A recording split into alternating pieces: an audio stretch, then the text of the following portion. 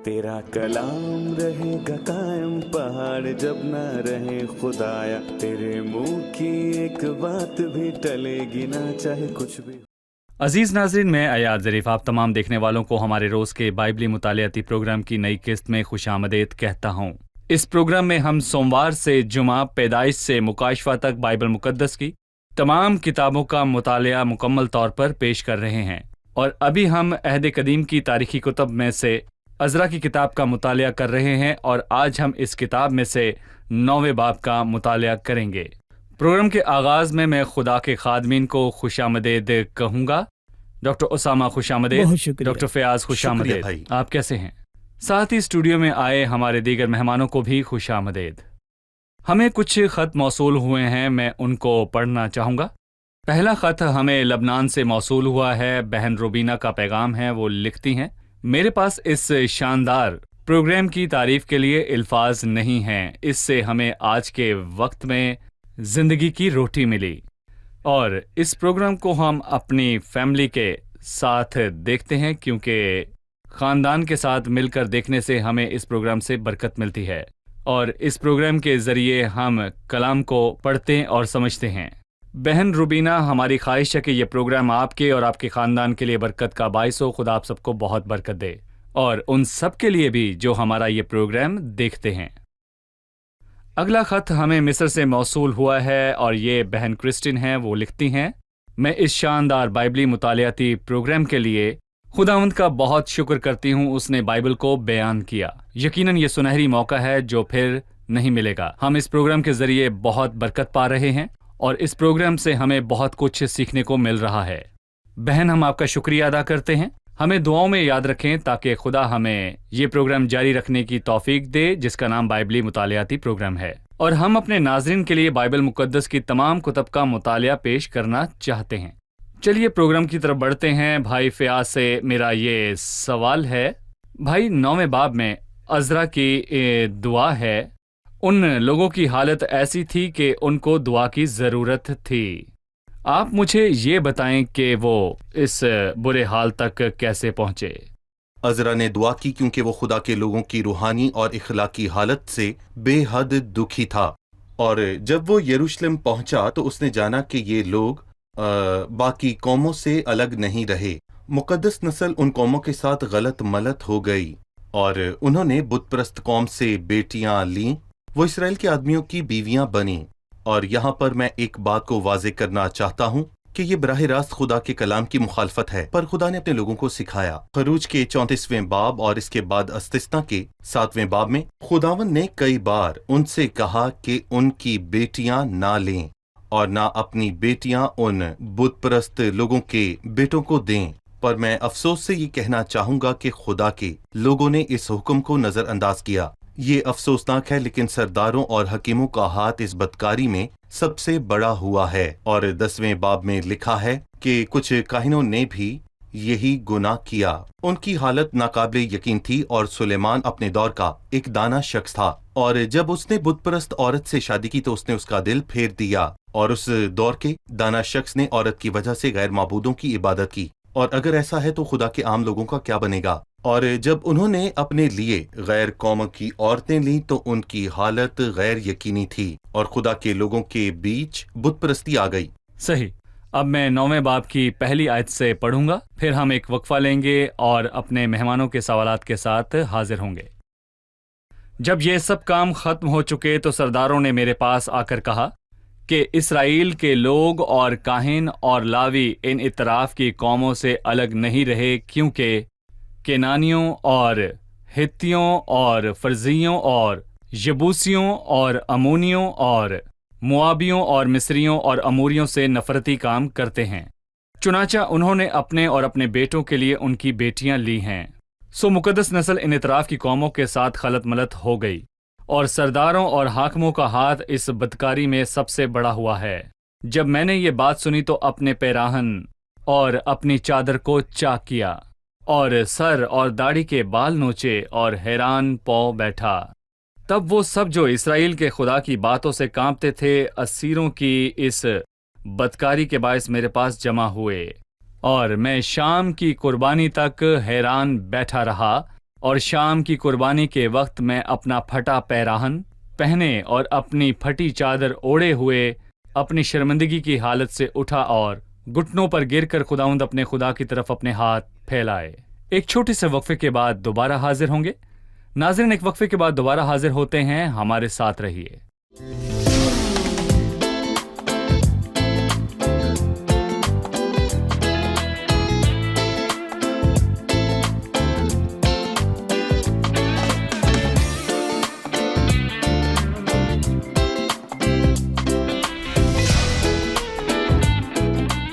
خوش آمدید۔ آئیے چلتے ہیں مہمانوں کی جانب اور جانتے ہیں ان کا سوال۔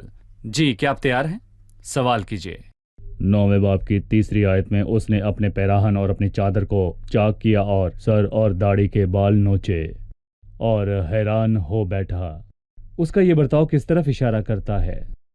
جی بھائی، یہ منظر ہمیں کیا بتاتا ہے؟ یہ لوگوں کی حالت پر اس کے دکھ کا بیان ہے، اور ان کی حالت اس کے دکھ کا باعث تھی، کیونکہ خدا کے لوگ الگ نہیں رہے۔ انہوں نے اپنے آپ کو باقی قوموں سے ملا لیا۔ جب ایماندار دنیا سے پیار کریں، کیا ہمیں دنیا سے سے لگاؤ نہیں رکھنا مراد چاہیے؟ دنیا کے لوگ نہیں، کیونکہ ہمیں ان سے محبت ہے۔ خدا کو بھی ان سے محبت ہے، کیونکہ خدا نے دنیا سے ایسی محبت رکھی کہ اس نے اپنا اکلوتا بیٹا بخش دیا۔ دنیا سے مراد اس دنیا کا نظام ہے جو ابلیس کے ہاتھ میں ہے، اور جسم کی خواہش اور آنکھوں کی خواہش اور چیزوں کا تکبر ہے۔ دیکھیں، لکھا ہے، نہ دنیا سے محبت رکھو، نہ ان چیزوں سے جو دنیا میں ہیں۔ یہ انہی معلومات کی بات کرتی ہے۔ ایماندار ہوتے ہوئے ہم دنیا کی محبت سے دور نہیں، پر یہ معاملہ عزرا جیسے روحانی ایماندار کے لیے پیراہن چاک کرنے کے لائق تھا۔ ہم نے پڑھا کہ پرانے عہد نامہ اور نئے عہد نامہ میں بہت لوگوں نے اپنا پیراہن چاک کیا، پر میں ابھی 2 مثالیں دوں گا۔ پہلا ایک آدمی ہے اور دوسری ایک عورت ہے۔ پہلا ایک بوڑھا آدمی ہے اور دوسری مثال جوان لڑکی کی ہے۔ یعقوب کو پیدائش 37ویں باب میں خوفناک خبر ملی جب اس کو یوسف کی قبا ملی جو خون میں لپٹی تھی۔ انہوں نے کہا، اب تو پہچان کہ یہ تیرے بیٹے کی قبا ہے یا نہیں، اور کہا کہ کوئی بڑا درندہ اسے کھا گیا۔ تب یعقوب نے اپنا پیراہن چاک کیا۔ اس منظر میں یعقوب انتہائی دکھ میں تھا۔ دوسری مثال داؤد کی بیٹی تمر کی ہے۔ جب اس کے بھائی امون نے اس کے ساتھ جبر کیا، اس نے اپنے جوڑے کو چاک کیا۔ یہ نہایت شرم کو ظاہر کرتا ہے۔ پہلی مثال ہے بے انتہا دکھ کی، اور دوسری مثال ہے انتہائی شرم کی، پر گناہ اس سے بھی برا ہے۔ پر میں یہ امتوں کی رسوائی کو دیکھتا ہوں۔ گناہ بے حد غم کا باعث ہے۔ جب عزرا کو یہ دکھ محسوس ہوا اور شرم آئی تو اس نے اپنا پیراہن چاک کیا۔ دنیا کی محبت کے حوالہ سے اپنے پیراہن نہیں بلکہ دلوں کو چاک کریں اور خداوند سے اپنے آپ کے لیے رحم کو مانگیں، اس گناہ کے لیے جو اس نے بیان کیا۔ اس نے کہا، پس جو کوئی دنیا کا دوست بننا چاہتا ہے وہ اپنے آپ کو خدا کا دشمن بناتا ہے۔ یہ انتہائی دکھ اور شرم کی علامت ہے۔ انتہائی شرم کی جی علامت بالکل ہے۔ صحیح۔ ڈاکٹر فیاض، اگر صرف پیراہن چاک کرنے کی بات ہو، کیا یہ توجہ کو ظاہر کرتا ہے؟ نہیں، یہ بہت مایوس ہے۔ تو پھر ہم کیا کریں؟ یہاں پر میں یہ کہنا چاہوں گا کہ ایک اور قدم لیں، توبہ اور ایمان۔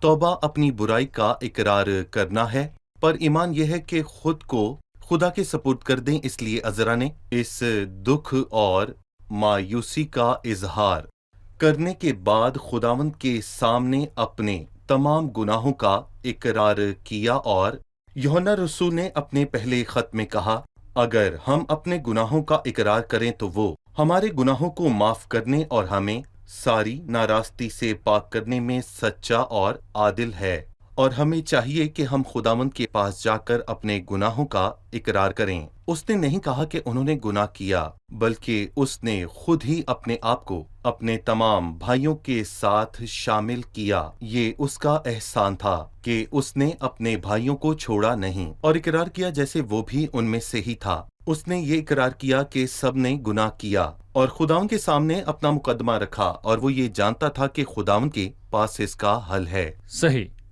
اب میں اس دعا کے کچھ الفاظ پڑھوں گا۔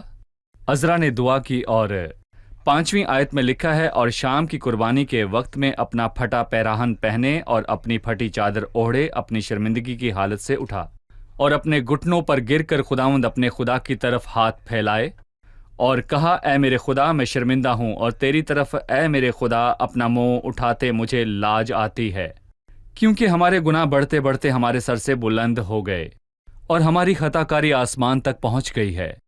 اپنے باپ دادا کے وقت سے آج تک ہم بڑے خطا کار رہے، اور اپنی بدکاری کے باعث ہم اور ہمارے بادشاہ اور ہمارے کاہن اور ملکوں کے بادشاہوں اور تلوار اور اسیری اور غارت اور شرمندگی کے حوالے ہوئی ہیں، جیسا آج کے دن ہے۔ اب تھوڑے دنوں سے خداوند ہمارے خدا کی طرف سے ہم پر فضل ہوا ہے، تاکہ ہمارا کچھ بقیہ بچ نکلنے کو چھوٹے اور اس کے مکان مقدس میں ہم کو ایک کھونٹی ملے، اور ہمارا خاندان ہماری آنکھیں روشن کرے اور ہماری غلامی میں ہم کو کچھ تازگی بخشے، کیونکہ ہم تو غلام ہیں۔ پر ہمارے خدا نے ہماری غلامی میں ہم کو چھوڑا نہیں، بلکہ ہم کو تازگی بخشنے اور اپنے خدا کے گھر کو بنانے اور اس کے کھنڈروں کی مرمت کرنے اور یہودا اور یروشلم میں ہم کو شہر پناہ دینے کو فارس کے بادشاہوں کے سامنے ہم پر رحمت کی۔ اور اب اے ہمارے خدا، ہم اس کے بعد کیا کہیں، کیونکہ ہم نے تیرے ان حکموں کو ترک کر دیا ہے جو تو نے اپنے خادموں یعنی نبیوں کی معرفت فرمائے کہ وہ ملک جسے تم میراث میں لینے کو جاتے ہو اور ملکوں کی قوموں کی نجاست اور نفرتی کاموں کے سبب سے ناپاک ملک ہے، کیونکہ انہوں نے اپنی ناپاکی سے اس کو اس سرے سے اس سرے تک بھر دیا ہے۔ سو تم اپنی بیٹیاں ان کے بیٹوں کو نہ دینا، اور ان کی بیٹیاں اپنے بیٹوں کے لیے نہ لینا، اور نہ کبھی ان کی سلامتی اور اقبال مندی چاہنا، تاکہ تم مضبوط بنو اور اس ملک کی اچھی اچھی چیزیں کھاؤ، اور اپنی اولاد کے واسطے ہمیشہ کی میراث کے لیے اسے چھوڑ جاؤ، اور ہمارے برے کاموں اور بڑے گناہ کے باعث جو کچھ ہم پر گزرا اس کے بعد اے ہمارے خدا، در حالانکہ تو نے ہمارے گناہوں کے اندازے سے ہم کو کم سزا دی اور ہم میں سے ایسا بقیہ چھوڑا، کیا ہم پھر تیرے حکموں کو توڑیں اور ان قوموں سے ناطا جوڑیں جو ان نفرتی کاموں کو کرتی ہیں؟ کیا تو ہم سے ایسا غصہ نہ ہوگا کہ ہم کو نیست و نابود کر دے، یہاں تک کہ نہ کوئی بقیہ رہے اور نہ کوئی بچے؟ اے خداوند اسرائیل کے خدا، تو صادق ہے، کیونکہ ہم ایک بقیہ ہیں جو بچ نکلا ہے، جیسا آج کے دن ہے۔ دیکھو، ہم اپنی خطا کاری میں تیرے حضور حاضر ہیں، کیونکہ اسی سبب سے کوئی تیرے حضور کھڑا نہیں رہ سکتا۔ بہت سخت الفاظ ہیں، جی، سخت پچھتاوے کے الفاظ، پر میں عزرا اور لوگوں کے بیچ اتفاق پر حیران ہوں جبکہ انہوں نے گناہ کیا۔ میں پوچھنا چاہوں گا کہ آپ اس میں کیا دیکھتے ہیں؟ جی، اس بارے میں بتائیے۔ دراصل یہ روحانی سمجھداری کی انتہا ہے، روحانی ترقی کی انتہا ہے۔ کچھ لوگ کہتے ہیں کہ جب تک میں گناہ نہ کروں میں ان کے لیے دعا کروں اور ان کی سرزش کروں، پر عزرا نے ان کی سرزش سے پہلے اور ان پر فیصلہ سنانے سے پہلے اس نے خود کو لوگوں کے ساتھ ملایا۔ دیکھیں، خدا لوگوں کو ایک عکاسی کے طور پر دیکھتا ہے۔ جب ایک گناہ کرے سزا سب پر آتی ہے۔ اس معاملے کی سمجھ ہمیں اکن بن کرمی کے واقعہ سے آتی ہے، خدا کی سوچ کے مطابق، نہ کہ لوگوں کی سوچ کے مطابق۔ لوگوں کو لگتا ہے ہر کوئی اپنا بوجھ اٹھاتا ہے اور وہ انفرادی طور پر موجود ہوں، ہر گناہ گار اپنے گناہ کا بوجھ اٹھاتا ہے۔ پر جو ایماندار مسیح کے بدن کا حصہ ہو یا پرانے عہد نامہ کا ایماندار جو خدا کے لوگوں میں سے ہے، اس کے لیے ایسا کچھ نہیں ہے کہ اس کو اپنے گناہوں کی سزا ملے گی۔ جب اکن نے گناہ کیا، خداوند نے سب لوگوں کو سزا دی اور خداوند کی سزا کے ڈر سے ہم نے پہلے کئی اقساط میں سیکھا کہ جو بویا وہ کاٹا بھی ہے۔ عزرا کو ڈر تھا کہ انہوں نے اپنی زندگی ان کاموں کے سبب سے مشکل میں ڈال لی ہے جو اس ملک میں کیے جہاں اپنے گناہوں کی وجہ سے وہ اسیر تھے۔ ان کو چاہیے تھا کہ ان گناہوں سے توبہ کریں اور اپنے ملک میں واپس آتے ہی وہ ان سب معلومات میں پڑ گئے جیسے کچھ ہوا ہی نہیں ہو۔ ایمانداروں کے حوالہ سے ہم جانتے ہیں تھوڑا سا خمیر سارے گندے ہوئے آٹے کو خمیر کر دیتا ہے۔ ہم اخلاقی یا تعلیمی برائی دیکھیں جب خدا کی جماعت اور اس کے خاندان میں پھیل رہی ہو، ہمیں بھی ایسا ہی کرنا چاہیے۔ ہمیں پچھتاوا ہونا چاہیے اور حقیقی اعتراف کریں، نہ کہ ظاہری۔ پیراہن کو چاک کرنا دکھ اور شرم کی حالت کو ظاہر کرتا ہے۔ اس کا اعتراف ظاہری نہیں بلکہ حقیقی تھا۔ بہت سے لوگوں نے کہا کہ انہوں نے گناہ کیا۔ فرعون نے کہا اور ساؤل نے کہا کہ اس نے گناہ کیا، پر عزرا کو حقیقی طور پر احساس تھا کہ گناہ کر کے سزا کا حقدار ہے۔ اس نے خدا کے سب کاموں کو صحیح کہا کہ اس نے اب بھی ان کے گناہوں کے بدلہ ان کو کم سزا دی۔ وہ عاجز بنا، اس نے گھٹنوں پر بیٹھ کر اعتراف کیا۔ 9ویں آیت میں لکھا ہے کیونکہ ہم تو غلام ہیں۔ وہ صرف خدا کے غلام نہیں تھے بلکہ گناہ کی وجہ سے اسیری کی حالت میں فارس کے بادشاہوں اور غیر قوموں کے بادشاہوں کے ملک میں غلام بنے، جبکہ خداوند نے اپنے لوگوں سے آزادی کی بات کی۔ انہوں نے کہا وہ آزاد ہیں اور کبھی کسی کے غلام نہیں رہے۔ ان لوگوں کا غرور دیکھیں۔ عزرا کی عاجزی کے مقابلہ میں پچھتاوے کے لیے اعتراف کے علاوہ آنسو اور عاجزی کی بھی ضرورت ہے کہ خدا کے سامنے اپنا حال کا بیان کریں تاکہ وہ ہم پر رحم کرے۔ یہاں ان کو عاجزی کی ضرورت تھی تاکہ خدا ان کی دعائیں قبول کرے۔ آمین۔ ہم ایک وقفے کے بعد مہمانوں کے سوالات کے ساتھ حاضر ہوں گے۔ ناظرین، ایک چھوٹے سے وقفے کے بعد دوبارہ حاضر ہوں گے، ہمارے ساتھ رہیے۔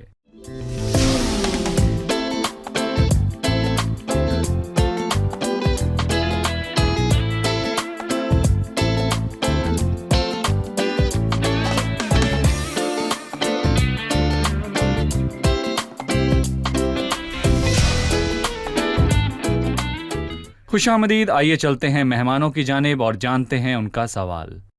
جی، سوال کیجیے۔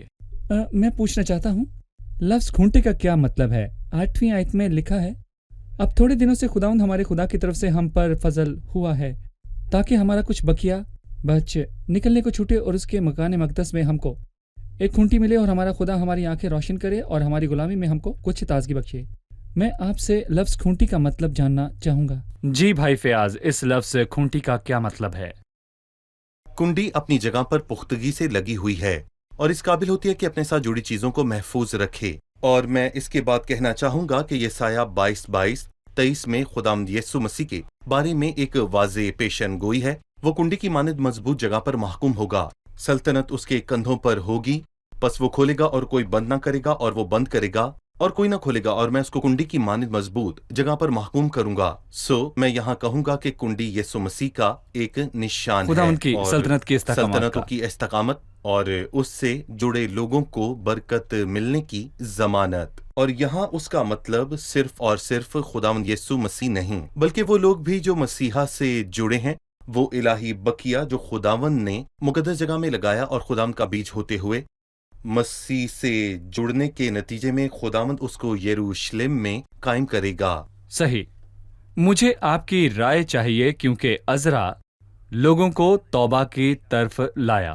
میرا آپ سے یہ سوال ہے، اور وہ سوال یہ ہے، کیا خدا کے لوگوں کو چاہیے کہ ایمان سے پہلے توبہ کریں تاکہ وہ خدا کے پاس آئیں؟ کچھ لوگ ایسا سوچتے ہیں، اور کیا ایماندار اپنی پوری زندگی خود سے سوال کرے اور توبہ کر کے خدا کے پاس آئے تاکہ خدا اس کو مسلسل اپنی رفاقت میں رکھے؟ ایمانداروں کی زندگی میں توبہ کی کیا ضرورت ہے؟ بائبل میں ہمیں گناہ گاروں کی توبہ کے بارے میں بتایا ہے۔ بدکار اپنے خیالوں کو ترک کرے، یہ ضروری ہے۔ یہ ہمیں ایماندار کی توبہ کا بھی بتاتا ہے۔ ایماندار کو چاہیے کہ خدا کے کلام کے مطابق اس سے کہے اے خدا تو مجھے جانچ اور میرے دل کو پہچان، مجھے آزما اور میرے خیالوں کو جان لے، اور دیکھ مجھ میں کوئی بری روش تو نہیں، اور مجھ کو ابدی راہ میں لے چل۔ بہت بار برے راستے موجود ہوتے ہیں، جیسے دنیا سے محبت رکھنا یا کسی سے نفرت یا باز رکھنا۔ بہت سے معلومات ایمانداروں کو کمزور کرتے ہیں۔ ہمیں حقیقی توبہ کی ضرورت ہے۔ مثلاً جب داؤد نے گناہ کیا تو اس نے حقیقی توبہ کی، اور عزرا سمیت خدا کے سب لوگوں نے ایماندار ہوتے ہوئے توبہ کی۔ دیکھیں، توبہ کا تعلق تو ہمیشہ ایمان سے ہوتا ہے، اور توبہ کا مطلب خدا کے فیصلے کو قبول کرنا ہے کہ ہم برے اور بے بس ہیں اور کچھ کرنے کے قابل نہیں۔ اور اگر توبہ کے معنی صرف یہ ہیں کہ مجھ میں، یعنی کہ میرے جسم میں کوئی بھی بھلائی نہیں، کوئی نیکوکاری نہیں، ایک بھی نہیں، تو میں یہاں پر یہ کہنا چاہوں گا کہ یہ مایوسی اور ناکامی ہے۔ پر توبہ کا تعلق ایمان سے ہے، اور ایمان کا مطلب ہے کہ خدا کے فیصلے اور مسیح کے کام کو قبول کریں۔ میں کچھ نہیں کر سکتا اور میں بے بس ہوں، پر مسیح سب کرتا اور وہ کافی ہے۔ تو توبہ اور ایمان کا مطلب ہے کہ خود کو بھول جائیں اور خود کو مسیح کے سپرد کر دیں۔ یہی بہتر طریقہ ہے کہ اپنے خلاف اور خدا کے بھائی، ساتھ بالکل کھڑے ہوں۔ صحیح۔ شکریہ۔ چلیے جانتے ہیں کہ مہمانوں نے آج کیا سیکھا۔ عزرا کی دعا میں اس کے لوگوں اور ان کے گناہوں کے لیے اتفاق کیسے ملتا ہے، یہ بتائیے۔ حالانکہ عزرا نے وہ گناہ نہیں کیا جو لوگوں نے کیا تھا کہ غیر قوموں میں شامل ہو جائیں، اس کے باوجود اس نے دعا میں خود کو بھی شامل کیا، کیونکہ وہ دانائی اور روحانی سمجھ سے جانتا تھا کہ خدا لوگوں کو ایک اکائی جیسا دیکھتا ہے، اور کسی ایک کی غلطی یا برائی سے سب اس غلطی میں شامل ہوتے ہیں۔ صحیح۔ عزرا نے 8ویں آیت میں کہا کہ خدا اسے مکان مقدس میں ایک کھونٹی دے، لہٰذا میں آپ سے جاننا چاہوں گا کھونٹی کا مطلب کیا ہے؟ کھونٹی ایک چیز ہے جو اپنے ساتھ کسی بھی چیز کو مستحکم رکھتی ہے۔ اس سے ہمیں یسایہ اس کے 22ویں باب کی 23ویں آیت یاد آئی، جس میں کھونٹی خداوند یسوع مسیح کی علامت ہے، وہ اور اس کی سلطنت مستحکم ہے، اور اس سے جڑے ہر ایک کو برکتوں کا ملنا لازم ہے، اور یہ وہ نشان ہے جو مسیح سے جڑا ہے۔ صحیح، بہت شکریہ، خدا آپ سب کو برکت دے۔ خادمین کا بھی شکریہ۔ آپ دونوں سے اگلی قسط میں پھر ملاقات ہوگی، جو کہ عزرا کی کتاب کی آخری قسط ہوگی۔ عزیز ناظرین، میں ان اشعار سے قسط کا اختتام کروں گا۔ یہ ایک ایسے شخص نے لکھے ہیں جس نے توبہ کر کے خدا کو قبول کیا۔ اے میری جان، تجھے کیا ہوا کہ تباہی کے سمندر میں گر گئی اور اپنے چھڑانے والے کو چھوڑ کر الجھن میں گر گئی؟ کیا تو خدا ان کے احسان کو بھول گیا جس نے تیری کمزوری ختم کی؟ کیا اس کی عظیم محبت کو بھول گیا جس نے تیرے داغ چھپائے؟ کیسے اس مغرور دنیا نے تجھے دھوکہ دیا اور تجھے گناہوں میں لے گئی، برائی نے تجھے گھیر لیا۔ اب آ اور رو اور اس کے خون میں پناہ لے، اب آ اور پوچھ اس کی رضا کو۔ عزیز ناظرین، مجھے امید ہے کہ خدا کے پاس لوٹتے ہوئے آپ یہ الفاظ کہیں گے۔ آپ خود سے کہیں، میں اٹھ کر اپنے باپ کے پاس جاؤں گا اور اس سے کہوں گا، اے باپ، میں آسمان کا اور تیری نظر میں گنہگار ہوا۔ کہیں، میں حقیقی توبہ کے ساتھ آیا ہوں، گناہ نے مجھے تجھ سے دور کر دیا تھا، مجھے معاف کر دے۔ میں خداوند تیرے پاس لوٹنا چاہتا ہوں کہ میں تجھ میں پناہ لوں، تیرے اطمینان کو محسوس کروں اور تیری محبت اور ابدی اطمینان سے محظوظ ہوں۔ آپ سے اگلی قسط میں دوبارہ ملاقات ہوگی۔ خدا آپ کو برکت دے۔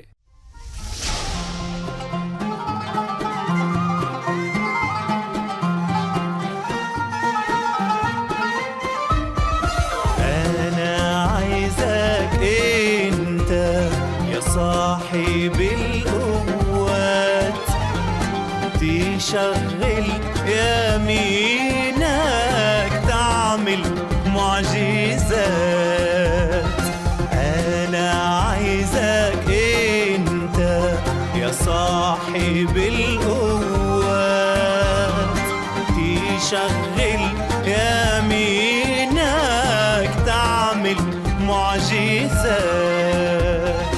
انت عارف ظروفي قبل انا مشكيها مهما كانت صعبة هتقدر عليها. انا عايزك بالقوات تشغل يمينك تعمل معجزات.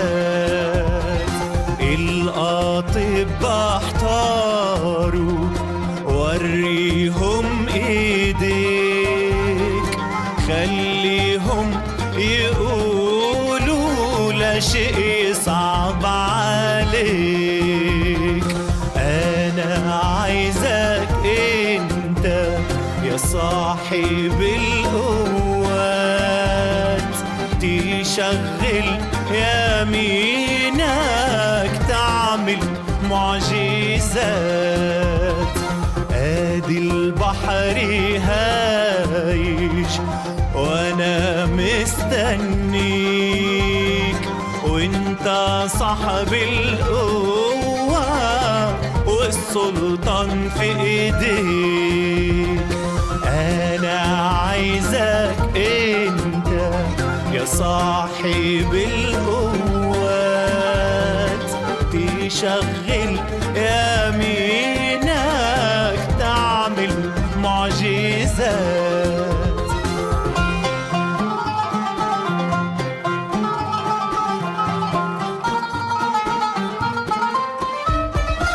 الأسود جوعانة ارسل ملكك، خلي الملك يعرف إني أنا ملكك.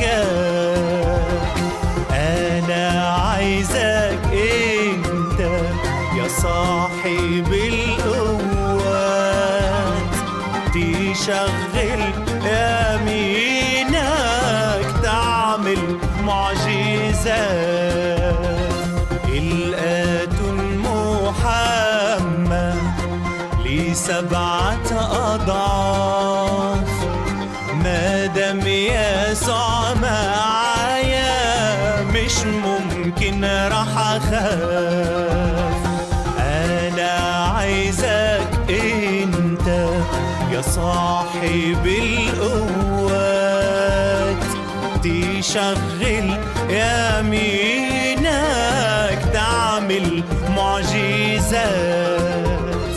الآتون محمد انزل قدامي، وبيدك الحلوة طلعني تاني. तेरा कलाम रहेगा कायम पहाड़ जब ना रहे खुदाया, तेरे मुंह की एक बात भी टलेगी ना चाहे कुछ भी हो.